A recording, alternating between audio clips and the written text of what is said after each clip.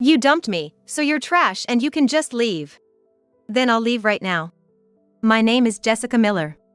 I've been married to my husband, Edward, for 3 years. I'm a housewife, and we usually spend the weekends going out together or just enjoying each other's company. We don't have kids yet, but we're not in a rush. We believe it will happen when it's meant to. Until then, we've agreed to enjoy our time together and lead a fulfilling life. Hello, Jessica? Sorry to call out of the blue. I need to talk. Can we meet up soon? The trouble started with a call from my friend, Summer. Summer and I weren't super close, but we weren't estranged either. We caught up from time to time. What's up? You sound serious. Of course, I'm here to listen if you need me. Thanks. How about next Saturday? Just a sec. Yeah, Saturday works for me. Great. Let's meet at 11 at Blue Sky Cafe. Okay. See you next week. Summer sounded down, almost serious. It was enough to make me worry. Then, on the day we were supposed to meet. Sorry to keep you waiting. Jessica, it's been a while. How have you been? I've been good. And you, Summer? I'm okay, but... Summer's expression turned grim. I could tell something was up. Let's go inside and talk about it. How about we chat over lunch? Yeah, thanks. We entered the cafe and ordered lunch. Sipping our drinks, we waited for our food in silence. Summer sat in silence, her gaze fixed downwards. The quietness filled the air with an awkward tension, reminiscent of the atmosphere after a quarrel. Hey Summer, what's going on? You've been acting strange since you called. As I broached the subject, Summer suddenly teared up and apologized. I'm so sorry. I was completely baffled by Summer's behavior, standing there dumbfounded. I racked my brain trying to figure out what she was apologizing for, but I couldn't think of any reason at all. What? What's going on? What are you apologizing for? She slowly looked up, her face uneasy, and began to explain. Actually, I have a boyfriend. Oh? And? It turns out he's your husband, Edward. What? I was stunned by Summer's words. Seeing my reaction, Summer looked down again. I didn't know. We were talking about marriage, and I had no idea he was already married. Wait, hold on. Are you really talking about my husband? I couldn't believe it and asked Summer for confirmation. My husband at home never showed any suspicious behavior, so it was hard to believe. Is this the wrong guy? Summer handed me her smartphone. I took it and saw a picture of Summer with a man, and indeed, it was my husband, Edward. I was speechless, just staring at the image on the phone. It's your husband, right? I'm really sorry. Seeing my reaction and realizing the truth, Summer continued to apologize. I couldn't accept the reality yet and asked Summer. So, how long has this been going on? About a year. A year? Apparently, they had been involved for a year. Thinking back, I couldn't recall any changes in my husband's behavior or words. If I had been at your wedding, I might have realized it when we met. But I couldn't attend, so I had no idea he was your husband. Summer started crying. It seemed clear she hadn't known. I see. Thanks for telling me. But I can't just accept this. I'm sorry. I was too shocked to easily forgive. Before even considering forgiveness, I needed to sort out my feelings. It's understandable. If there's anything I can do to make it up to you, just say it. I won't mind if you ask for compensation. Let me think about it. Okay. Our food had arrived during our conversation, but neither of us felt like eating. We left the cafe without touching the dishes. So, I guess this is goodbye for now. Yeah. We parted without making eye contact, and as I walked home lost in thought, I found myself at my doorstep before I knew it. That night. Hey, is it true you're cheating on me with Summer? I asked my husband directly when he returned from work. He choked on his food in surprise. What are you talking about all of a sudden? My husband, coughing, reached for his tea. His obvious panic made it clear that the story was true. Summer, you know, is my friend. What? He seemed shocked, probably not expecting his affair to be with his wife's friend. Looking as surprised as if he had been shot. No, I mean, yes, Summer is a friend. You must be misunderstanding something. Really? You discuss marriage with friends, huh? No, it's just a joke. Interesting. So you kiss your friends too? It's just friendly affection.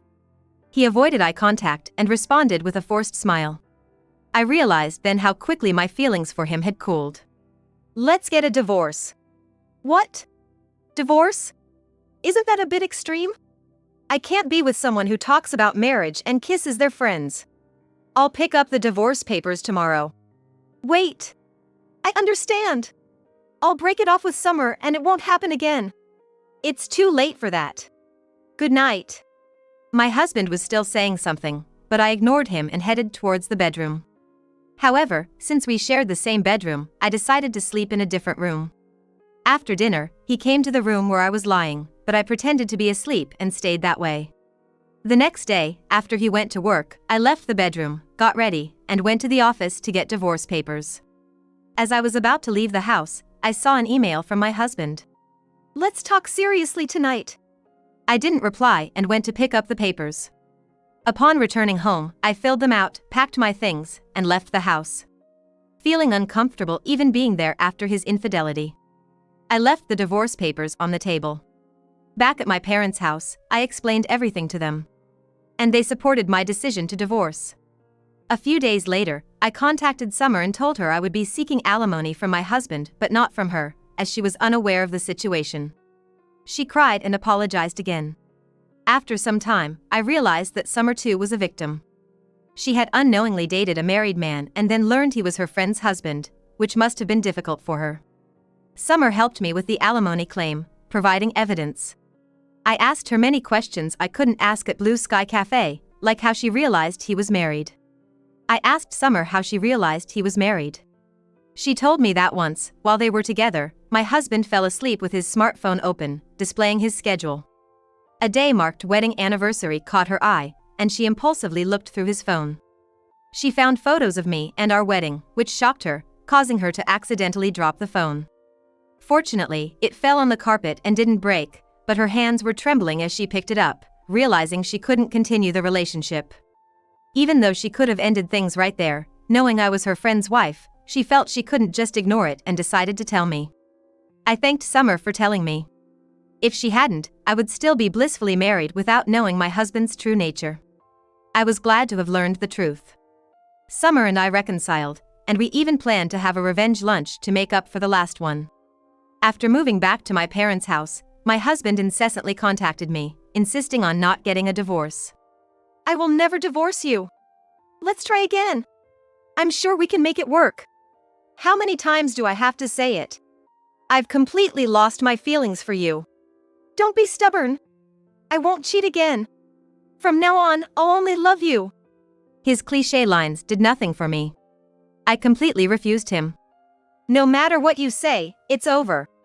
Can't you just agree to the divorce? You're just being emotional. You still love me. Let's overcome this and start over. Realizing this was going nowhere, I decided to involve a lawyer, including for alimony. As soon as the lawyer got involved, he was shaken and quickly agreed to the divorce, smoothing the process of alimony payment and divorce settlement. I sighed, wondering where all his previous insistence had gone. Years later, I've moved out of my parents' house and live alone while working a new job. I've been fortunate to find a good partner at my new job, and I recently remarried. My current husband, David Johnson, accepts my past and is very kind. He gets along well with my parents. My in-laws are also very affectionate, and we spend a great deal of time together, including the holidays. Since meeting and marrying my current husband, I've found myself smiling more. Then one day, I received a call from an unknown number, and to my surprise, it was my ex-husband. Hey, how are you? What do you want? My ex-husband Edward sounded unusually cheerful on the phone, almost creepily so. I'm getting married soon. Oh, congratulations. For some reason, he was telling me, his ex-wife, about his upcoming wedding. I couldn't tell if it was some sort of harassment or something else. I want you to come to the wedding. What? Why? It's like sharing my happiness. I did 'cause you trouble, after all. No, don't worry about me. Don't be so cold. I've already sent the invitation to your parents' house. See ya. Wait, hold on. He hung up before I could say anything more. Why would I need to go to my ex-husband's wedding? I decided to call my parents. Mom, did an invitation to a wedding arrive for me? Let me check. Oh, there is one from Edward. What's this about? That's the thing. I explained the phone call with Edward. My mom was just as baffled as I was. You're going to decline, right? Of course. I don't see any reason to go. Relieved, she agreed to send a refusal on my behalf. I thanked her and ended the call. I told my current husband, David, about the situation, and he was just as bewildered. A few days later, Edward called again. Why did you decline the invitation? It's obvious, isn't it? I'm sure the bride wouldn't want her husband's ex-wife at the wedding. Besides, I'm remarried now, and I don't need any happiness sharing from you. They can't even tell that you're my ex-wife. And you're saying you've remarried? Stop with such obvious lies, just come anyway. It's not a lie. I'm really busy with work, and I won't be able to make it. I insist you come. I'll count you in for the wedding. What? I won't go, no matter what you do. No, you must come. See ya. He hung up again, leaving me bewildered. Why was he so insistent on me attending? It seems like he must be plotting something. I consulted with David, and after a moment's thought, he asked for the wedding details. When and where is the wedding? Let's see, it's next month. At Cinderella Wedding. I see. Next month, Cinderella Wedding. How about we go together? What? You see. To my surprise, David had also been invited to the same wedding. He was unsure about going, but decided to join if I was going. On the wedding day, David and I arrived at the venue and checked in. I'll be right back from the restroom. David went to the bathroom and I sat nearby, waiting for him. That's when Edward approached. So, you did come after all. Alone. He had a smug, unsettling smile on his face. Edward's smile was eerily unsettling. No, I was just. Come on, don't just stand here. Let's go inside. Saying that, Edward grabbed my arm and started pulling me into the venue. Ouch. Let go. Ignoring my protests, he forcefully dragged me into the chapel, where the ceremony was to be held, and made me sit down. Stay here, okay? Hey! Edward hurried off before I could say anything more. Seeing him after so long, he seemed harsher, and I even felt a bit scared. After a while, my husband David came to me with a worried look. I was looking for you. Wondered where you went. Just came out of the restroom and got caught up talking to someone I know. Sorry for being late. It's okay, don't worry. I'm fine. I didn't want to worry David, so I kept the incident with Edward to myself. Soon, the ceremony started. After it was over and during the flower shower, I caught Edward's eye. He seemed to grimace slightly when he saw David next to me, but quickly looked away and left. Moving to the reception hall, David and I were about to enter when he was approached by a group of men. Apparently, business acquaintances. Seeing his concern for me, I smiled reassuringly. Don't worry about me. Go ahead, I'll find our seats.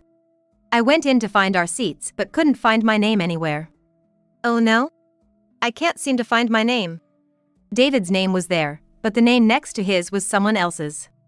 Confused, I was looking around when Edward, grinning, approached me. What are you doing here? Aren't you supposed to be getting ready?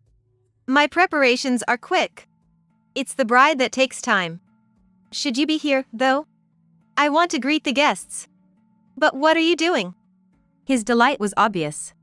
And I had a bad feeling about not finding my seat. Go on, tell me. I can't find my seat. At my response, Edward burst into loud laughter, clearly aware that there was no seat for me. His laughter drew the attention of others around us. Yeah, right? You're an uninvited guest, coming here so carefree. What do you mean? There's no seat for you, obviously.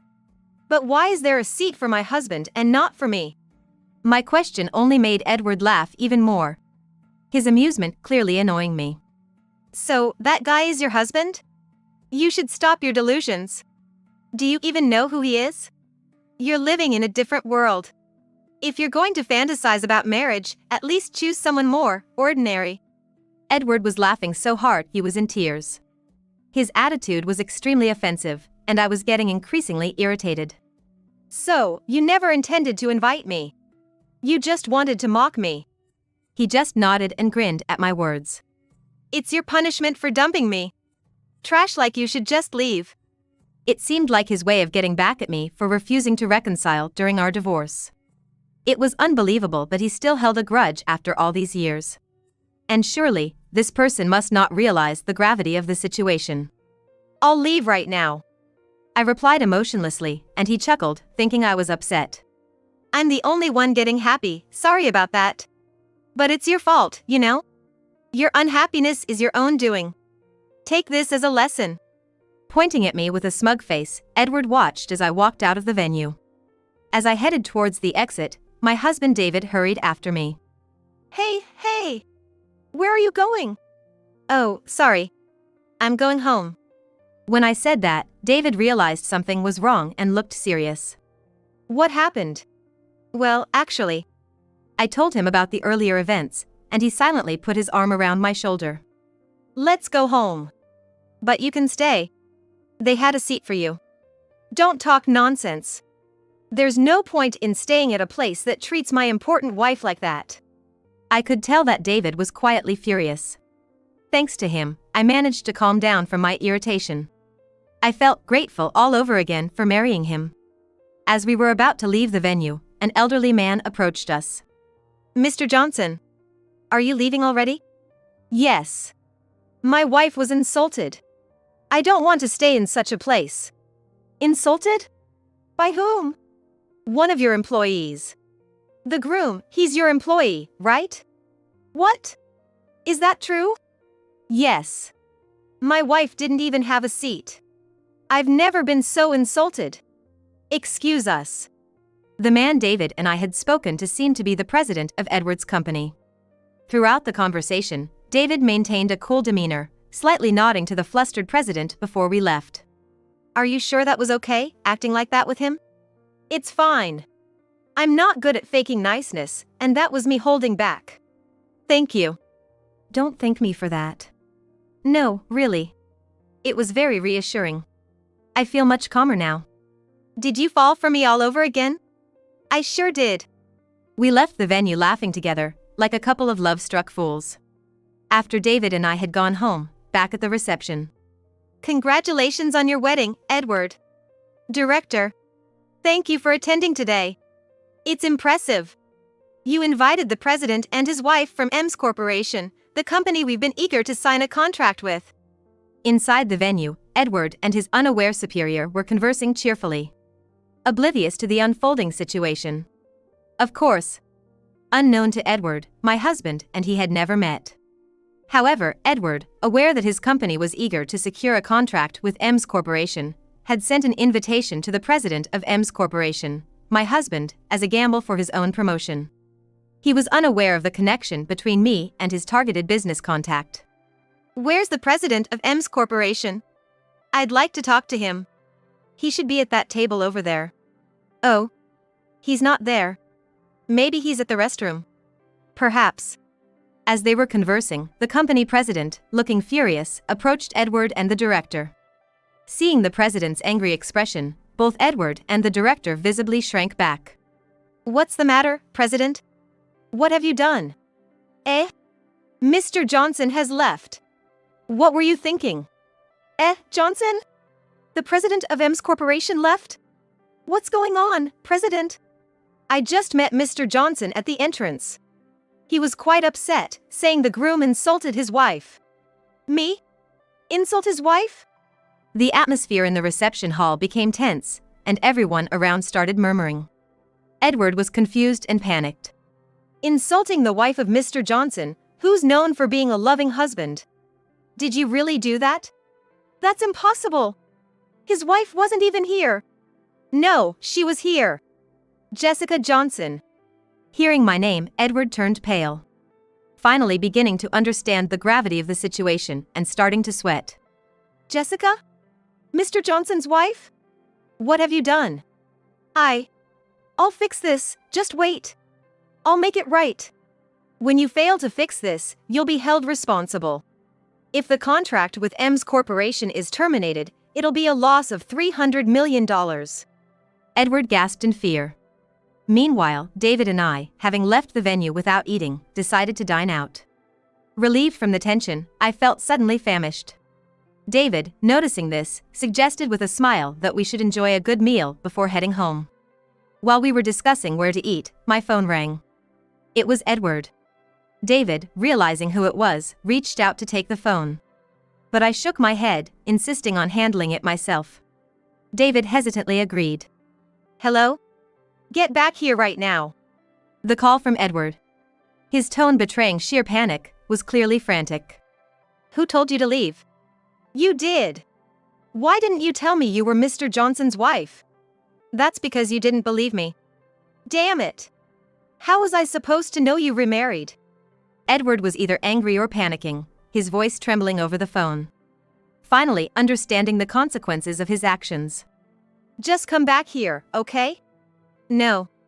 I'm not coming back. Can you stop this already? You're in no position to refuse. What do you mean? You're my ex-wife, you should listen to what I say. Are you trying to ruin my wedding? His utterly selfish reasoning made me sigh. Just then, David, irritated by what he overheard, snatched the phone from my hand. Are you listening? I'm listening. Are you Mr. Johnson?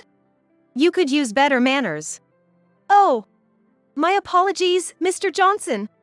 Please, could you and your wife come back to the venue? No. Why not? You know the reason better than anyone. Explain it to the president and the director. They should understand. But my career! You know well what you did was wrong. We're busy, so goodbye. David ended the call and turned to me with a reassuring smile. So, what do you want to eat? His words comforted me, and I linked arms with him again. Later, we enjoyed a full course and drinks at a French restaurant with a beautiful night view, spending our time smiling and laughing. Back at the reception, Edward was frantic. After being hung up on by David, and unable to get through again, he was panicking. If he couldn't resolve this issue, it could mean not just a halt to his career progression, but potentially a demotion or even losing his job. Edward, in the groom's room making phone calls, had rudely told the venue staff not to bother him even as they tried to prompt him for the reception preparations. The staff, intimidated by his outburst, hesitated to approach him, causing a delay in the start of the reception. Then the director entered the groom's room. Is the issue resolved? Well, it seems Mrs. Johnson wasn't feeling well and had to go home. Is that true? Yes. So we have no choice but to start the reception. If that's the case, then we must proceed. Edward thought he had managed to deceive the director, but the director's expression suddenly changed. Thought you could fool me, did you? What? I heard you were insulting Mrs. Johnson in the reception hall. Several employees saw it. Edward's face fell as he remembered the incident. Many colleagues and other guests had witnessed his behavior, providing plenty of eyewitness accounts. Things might have been lighter for you if you had just been honest. The CEO got angry after hearing from the employees and left. What? Even the CEO? I had high hopes for you, Edward, but this is disappointing. I've been with this company for a long time, and I've never seen the CEO that angry. Brace yourself. After saying this, the director left the break room. Left alone, Edward collapsed to his knees, going pale. His plan was probably to frame me, but he was shocked as things took an unexpected turn, landing him in the worst situation. Despite the circumstances, the wedding had to go on, so reluctantly, he started preparing for the reception at the urging of the staff. When they entered the reception hall, the bride and groom were shocked. Astonishingly, the number of guests from Edward's side had significantly decreased. Edward's parents confronted him, demanding an explanation, and the bride did the same. The CEO and director were nowhere to be seen, nor were the other colleagues. The reception was out of the question now. Actually, everyone was busy today and said they might have to leave early. What? During a wedding? That can't be right. Right. Today coincided with an important event at the company. You never mentioned that. Cornered with no time to make excuses, Edward reluctantly started to explain the situation. However, he didn't tell the truth, instead claiming he had inadvertently been disrespectful to the wife of the CEO of EMS Corporation, not realizing who she was. Edward's parents and relatives were so appalled and beyond anger that they were just disbelieving, and the bride's family reacted similarly. But the bride stood by Edward, suggesting they apologize together and seek forgiveness. Though they tried to continue the wedding, both families, concerned about appearances, decided to cancel the reception. They returned the gifts to the remaining guests, planning to hold a reception at a later date. A few days later, Edward and his wife received a call from her husband. "Today, I got a call from Edward at my office." "Oh? What did he say?" While having dinner, the husband casually relayed the conversation as if he had bumped into a neighbor. "He wanted to apologize for the rudeness at the wedding." How did you respond?" "I told him he's apologizing to the wrong person." "I see. Poor thing, his wife." "I didn't take it seriously. It was clear he was just apologizing for his own benefit. Besides, I had already received an apology from the other company's CEO, so I left the matter to them." "That's probably for the best. I wouldn't want to deal with them either." "Yeah. And, the husband told me about what happened at the venue after we left, as he had heard it from Edward's company's CEO. I couldn't help but laugh, thinking it was all self-inflicted. Really, it's laughable. I can't believe such a person is part of the working world." "Exactly. And now the groom who didn't arrange a seat for me doesn't have one for himself." "Nice one." I had no interest in Edward's situation, hoping that this would be the last we'd have to deal with him. A few weeks later. Surprisingly, I received a call from Edward. Thinking he was calling to apologize to me after my husband told him he was apologizing to the wrong person, I answered the phone. "Hello? Hey! Fix this mess!" I thought it was an apology call, but I was startled by the sudden yelling and almost dropped my phone. "Because of you, my family found out you were at the wedding. My parents and wife too." "What?"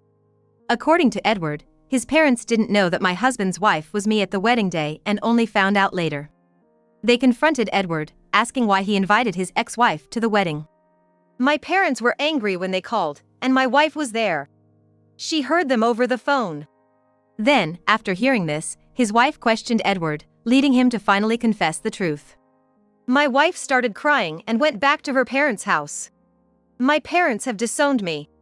A few days later, his wife's parents called, suggesting they get divorced.